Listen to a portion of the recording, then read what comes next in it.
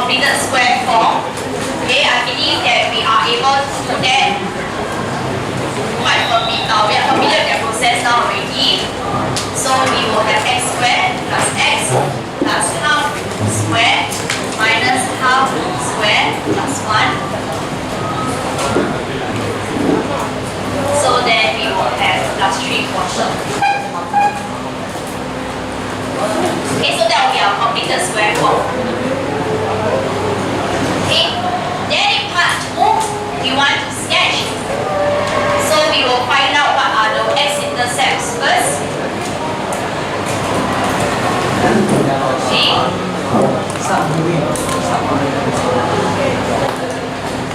And we could use the completed square form to help us solve. And in this case, we notice that our x plus half square has a negative value, which is negative 3/4. Okay? Which we have already learned last week. This is not solvable. Okay? Or rather, we don't have real roots.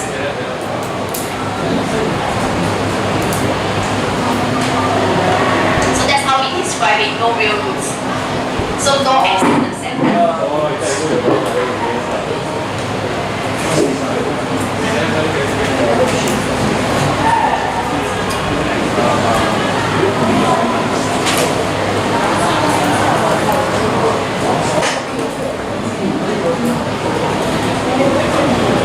Then we determine the y-intercept. Okay? Actually, for the y-intercept, you don't really need much calculation. In fact, you don't need any calculation at all. If you really understand and have the observation skill for the original presentation of the equation. Okay, when x is equals to 0, you can easily see that the constant value is the one that doesn't get affected, and that, okay, is our y-intercept value. Right, so no need to actually go and substitute in to solve and all that. So it is actually an observable thing. Okay? So y-intercept, that point is at 0, 1. Okay? Then for the turning point,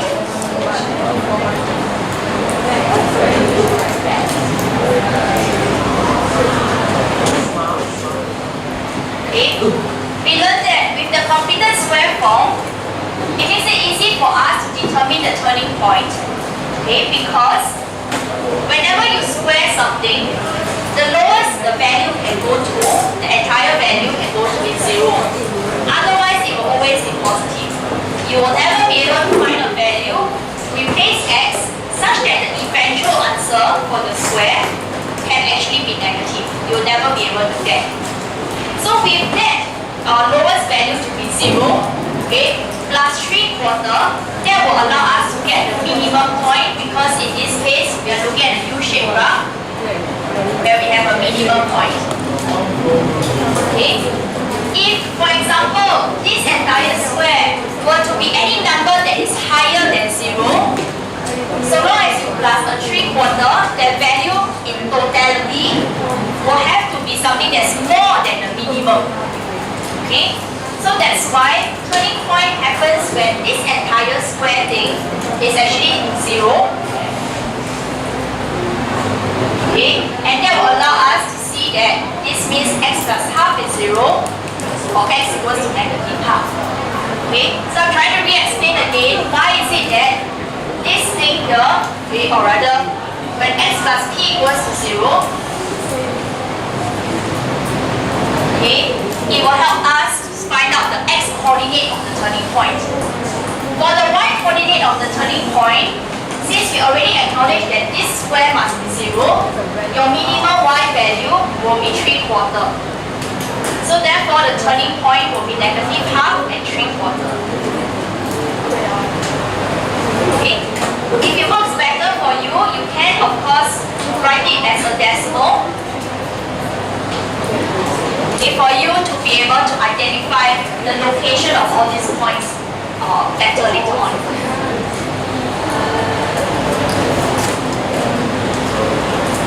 So now we have is a U-shaped graph, okay, with a minimum point. There is no x-intercept, but there is a y-intercept at 0, 1, and the turning point is at negative 0.5, 0.75. So that means your turning point is somewhere around here, okay, if I have my axis in place like that.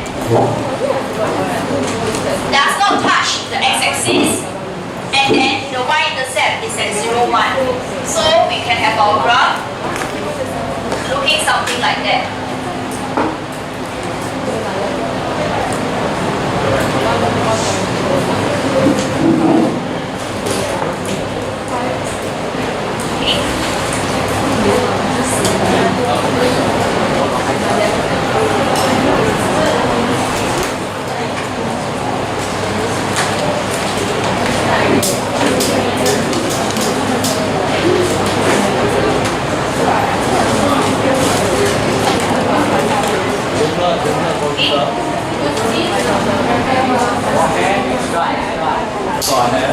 Now something that I've not addressed so far after doing so many sketches already is how are actually marks given when it comes to a ground sketching question.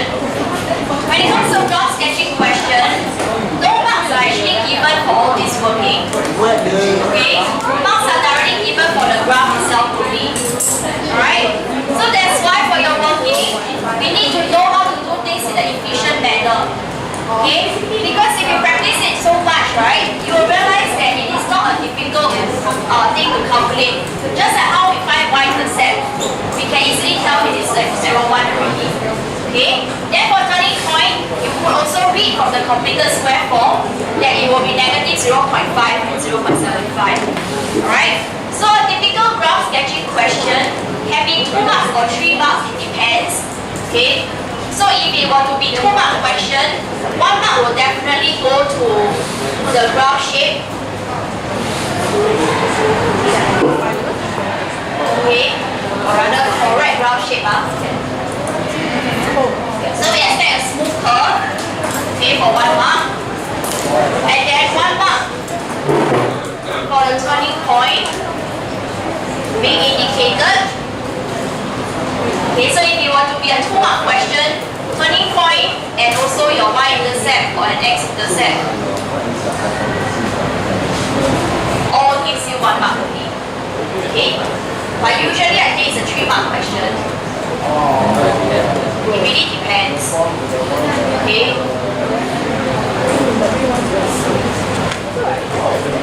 Okay, x-intercept and y-intercept clearly indicated. In this case, there's no x-intercept, so that 1 mark is entirely for the y-intercept.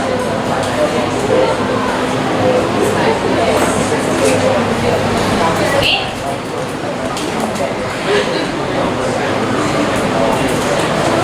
So I want our focus to really be more on the sketch itself rather than on the working. Okay? I go through all these steps because we're only starting out. We may need some routines to familiarize ourselves with it. Okay? Right? Now I want you to do this part C on your own.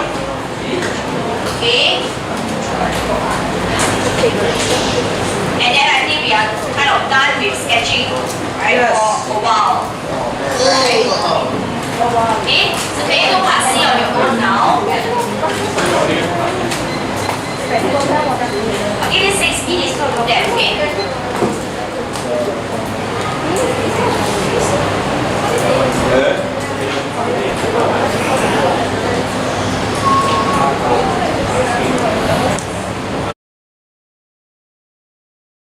I think most of you are able to do your completing the square. Just say if I throw you off a little.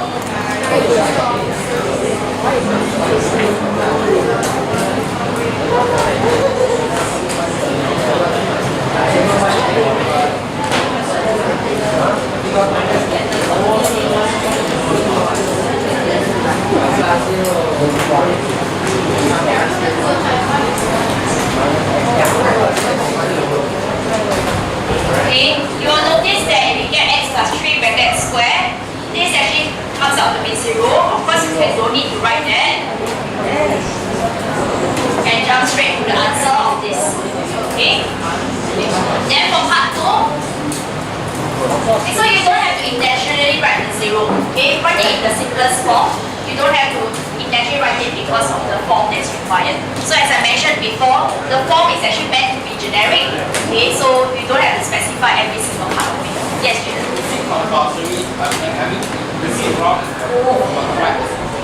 Is it wrong if you write the 0? So like that. Okay, I would say yes, because you should always leave your answer to simplify. So it is not necessary. Simplification.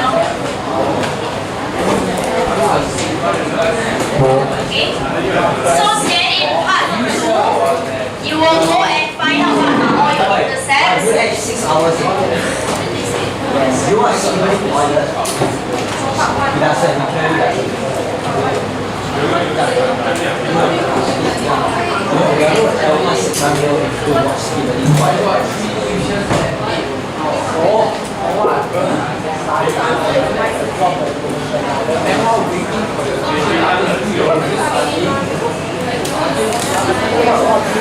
Okay, so finding out the x-intercept,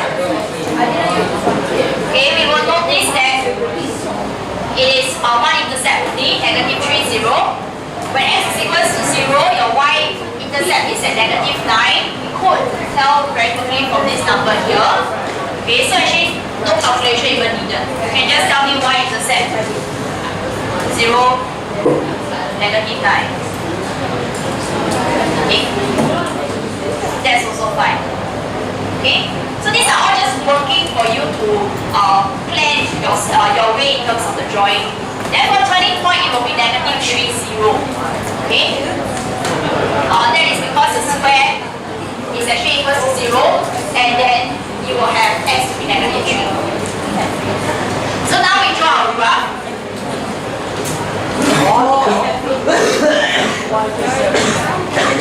Okay, this is a U-shaped graph, set face. Okay, the x-intercept is at negative 3, 0, y-intercept is around here. So you expect that the graph looks something like that.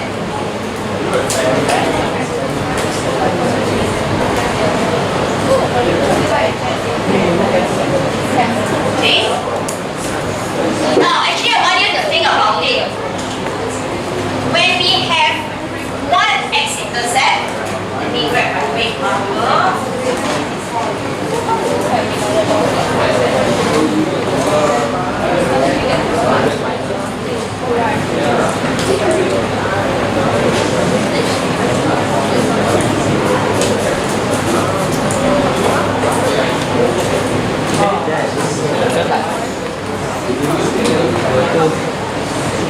Okay, this is my question to you, for us to think about.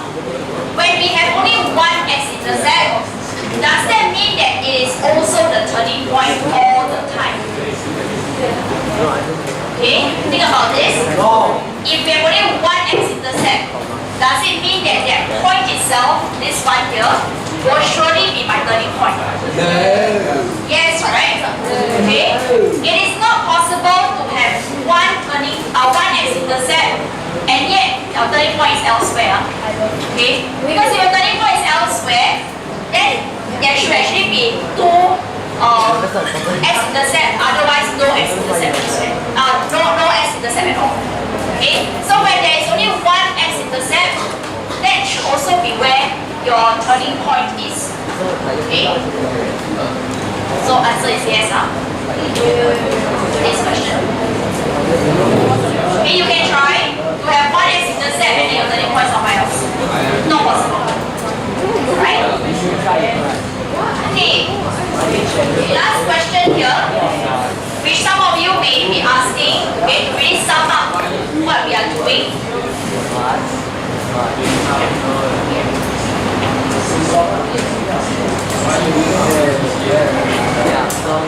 Okay, so the question that you may be wondering here, okay, is that we have learned the benefits of a factorized form. We also learned the benefits of your completed square form. When do we know which one to use? Okay, so it really depends on the question. Sometimes maybe there's already a part 1. I really want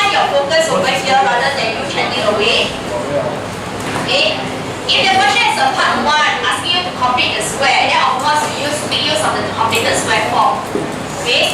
But if it's general, just directly asking you to sketch the graph, there's no part 1 at all. Okay? You can make the decision on your own. So try to make some observations about the equation. If it is obvious to you that you can do your factorization, then by all means go and do the factorization. Okay? Or if you want to just always be doing completing the square, you can also always do completing the square. Okay? There is no wrong, no right.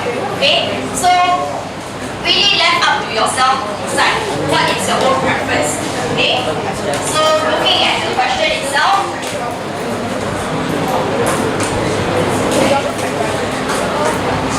so if it can be factorized, okay, it can be obviously factorized, then do factorization. Otherwise, we could do completing the square for helping us to sketch.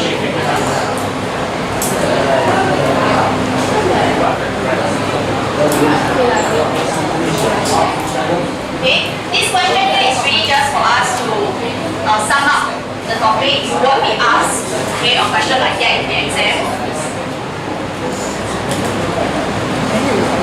Okay.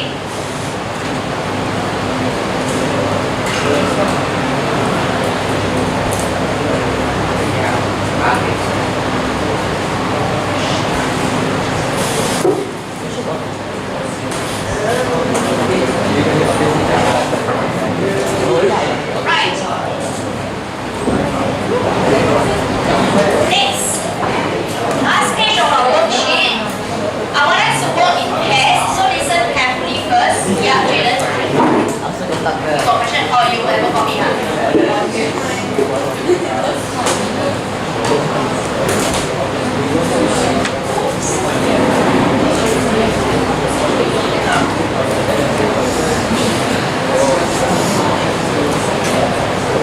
Okay, I want you to try to work in pairs for the next activity, but I want you to take note of certain things so that we don't end up making inefficient in our process. Okay, so let's observe the graphs first and what we're given. I don't want you to waste time doing unnecessary things. In all the graphs that we are given, right? Okay, is the turning point being indicated? Yes. Is the turning point being indicated? Not all, right? In fact, most of it don't have.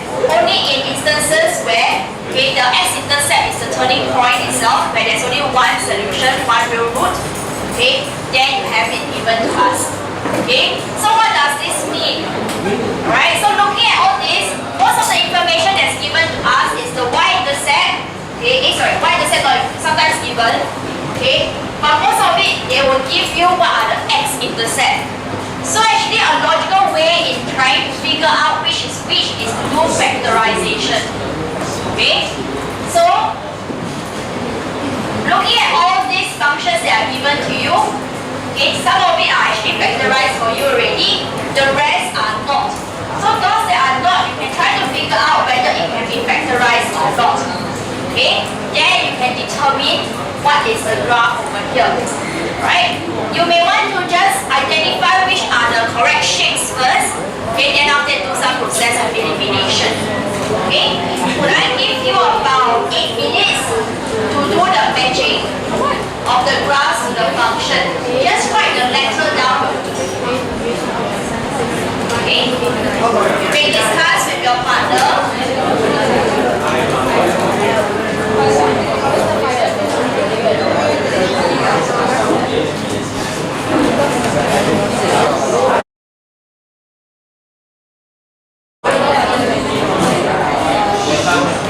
Okay guys, can I get your attention?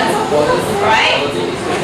I noticed that, okay, as I walk around, some of you are thinking it in terms of like really having to go and find the turning point, the x-intercept, the y-intercept. Okay, there are much quicker ways for us to do it.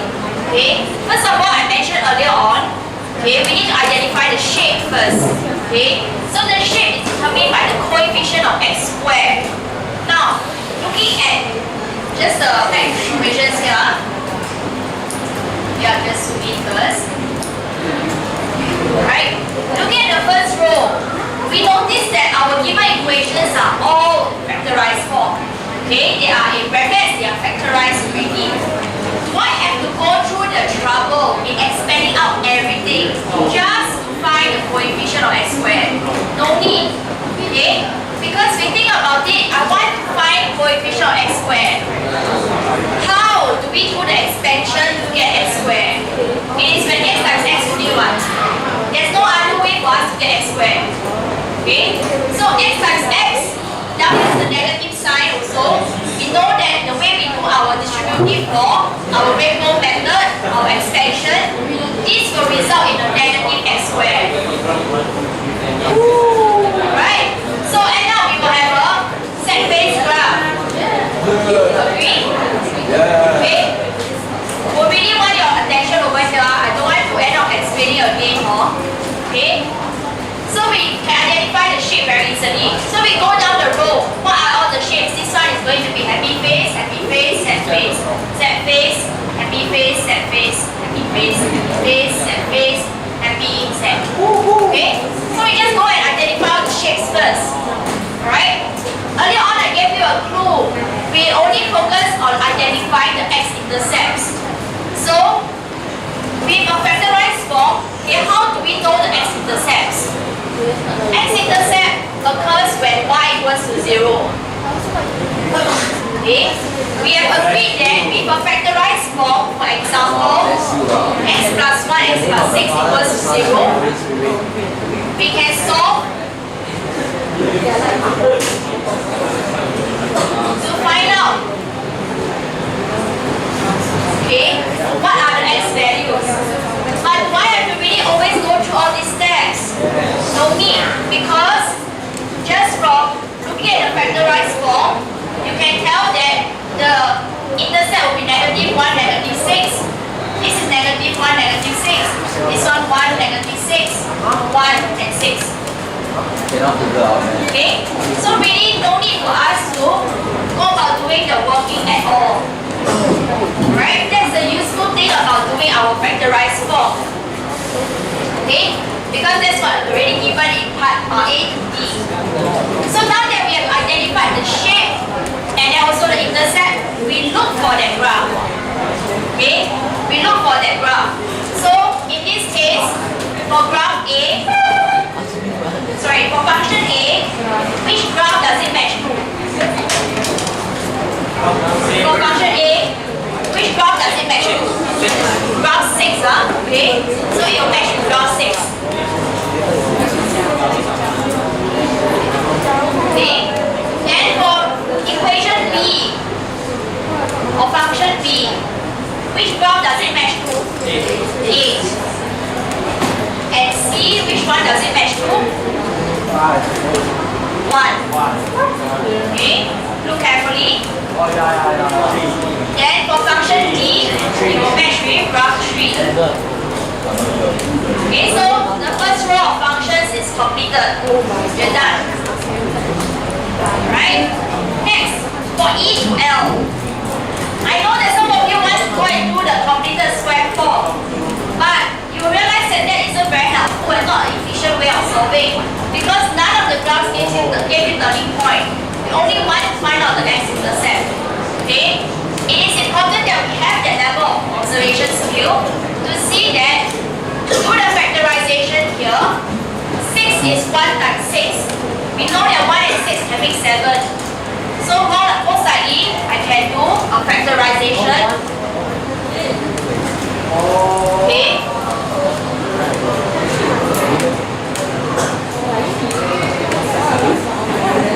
Okay? We can do a factorization like that. I know that some of us are still very used to doing this. That's fine.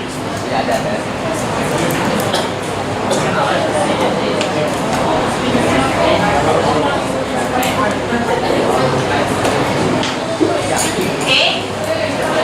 But the concept is that this thing is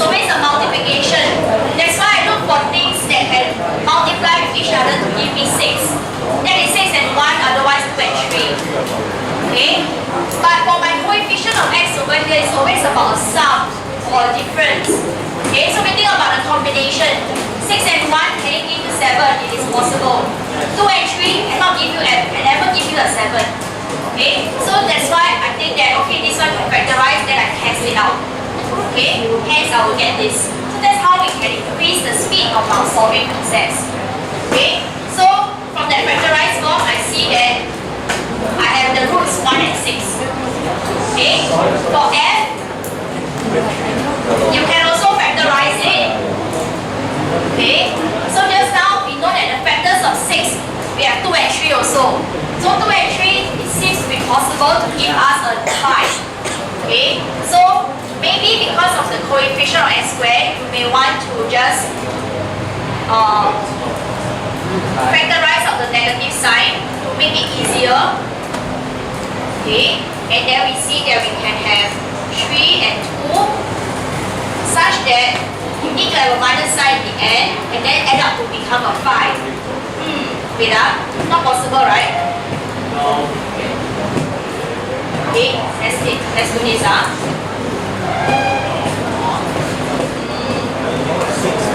Okay, we cannot have a minus sign somewhere and then still give us a 5. Right? So therefore, 1 and 6.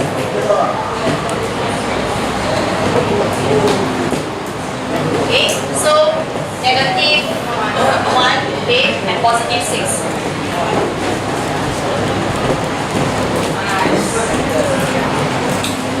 Okay, so therefore, in this case, the minus sign out here doesn't affect us anymore because it tells us the shape. Okay, the roots will be 1 and negative 6. Okay, then for G, we have minus 6.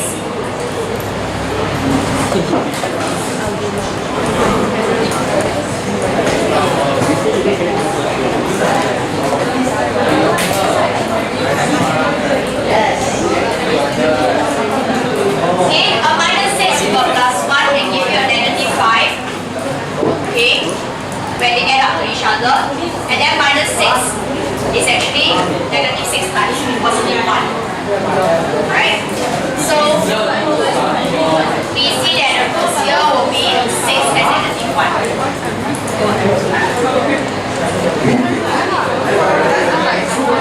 Okay, you do the same for H. That will give you 1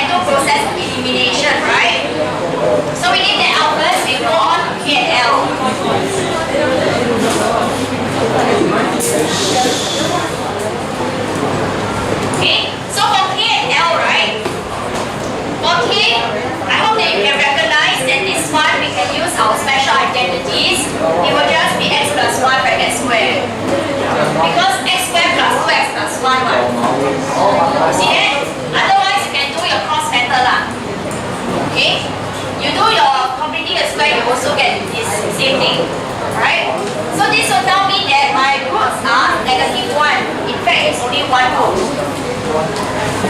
Okay, this one is already done nicely for you. Our root is at 1. Okay, so we are looking for a graph that only touches the x-axis at one point, and it must be of this shape.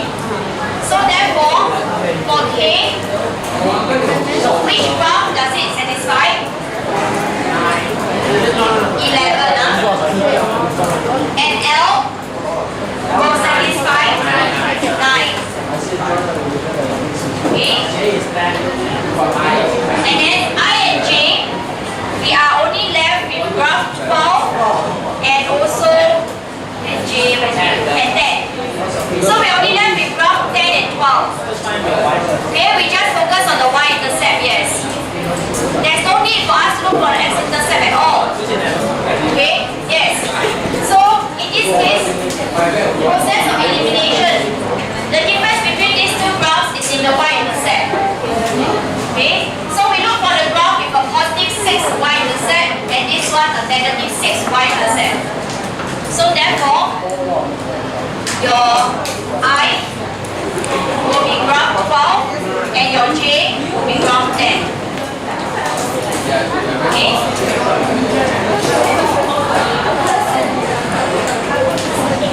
Questions? Right? So when it comes to such questions, okay, we need to go through it in a faster manner, right? Don't need to go through the whole set of working because the question is not asking you to draw it out. Make observations between the diagram that's given to you and the function. Okay, that will be faster. Okay, make that kind of observation first rather than from here you do from scratch and then try to draw the graph. Okay. Okay, I'm mindful of the time. Okay, we're done with chapter 1.5. Next lesson, I will finish up chapter 1.6.